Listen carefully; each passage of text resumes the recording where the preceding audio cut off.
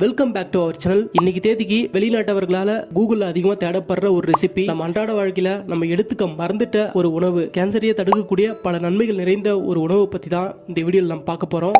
கண்டிப்பா ஃபியூச்சர்ல உங்களுக்கு கேன்சர்லாம் வரக்கூடாது, அது மட்டும் இல்லாம பல கொடிய நோய்கள்ல இருந்து உங்களை தற்காத்துக்கணும் அப்படின்னாக்கா அதுக்கு உண்டான ஒரு ரெசிபியை பத்தி இந்த வீடியோவில் நம்ம ரொம்ப டீட்டெயிலா ஷார்ட்டா பார்க்க போறோம். வீடியோ ஸ்கிப் பண்ணாம கடைசி வரையும் பாருங்க, இது ரொம்ப இன்ட்ரெஸ்டிங்காகவும் சுவாரஸ்யமாகவும் இருக்க போகுது. இன்னும் நம்ம சேனலை சப்ஸ்கிரைப் பண்ணலாம், மறக்காம சப்ஸ்கிரைப் பண்ணி ஆல் பெல் நோட்டிஃபிகேஷன் எனபிள் பண்ணிக்கங்க. நம்ம வீடியோக்கு ஒரு லைக் பண்ணுங்க.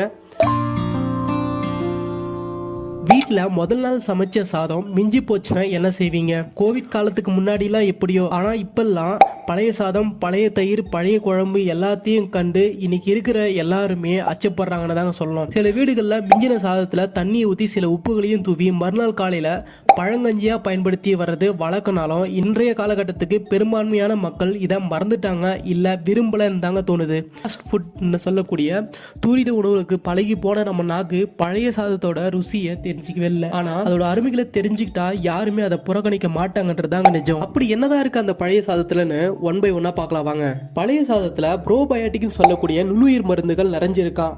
இதுதான் ரத்த வெள்ளையணுக்களோட எண்ணிக்கையை அதிகரிக்கவும் உதவி செய்யுது. இந்த ரத்த வெள்ளையணுக்களை நம்ம படை வீரர்கள்னு சொல்றோம்.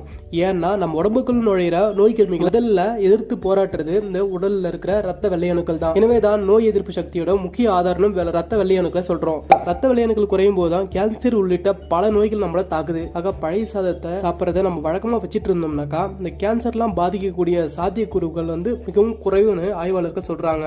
அது மட்டும் இல்லாமல் இந்த பழைய சாதம் சாப்பிட்றவங்களுக்கு அம்மை போன்ற தொற்று நோய்கள் வரவே வராதான். இன்றைக்கும் பழைய சாதத்தோட 2 வெங்காயம் வச்சு சாப்பிட்ற பழக்கம் சிலருக்கு இருக்குது. இப்படி சாப்பிட்றதால வெங்காயத்தோட தன்மை ரத்தத்தில் இருக்கிற கொழுப்பை கரைச்சி மாரடைப்பை தடுக்குதுன்னு சொல்கிறாங்க. அது மட்டும் இல்லாமல் பழைய சாதத்தில் மற்ற உணவுப் பொருட்களில் இல்லாத விட்டமின் B6, B12 பலமாக நிறைஞ்சிருக்குன்னு சொல்கிறாங்க. சில லட்சக்கணக்கான நல்ல பாக்டீரியாக்கள் இருக்கிறதால அதை உட்கொள்றது மூலமாக செரிமான பிரச்சனைகளை நீக்கி செரிமான மண்டலம் ஆரோக்கியமாக இருக்குமா.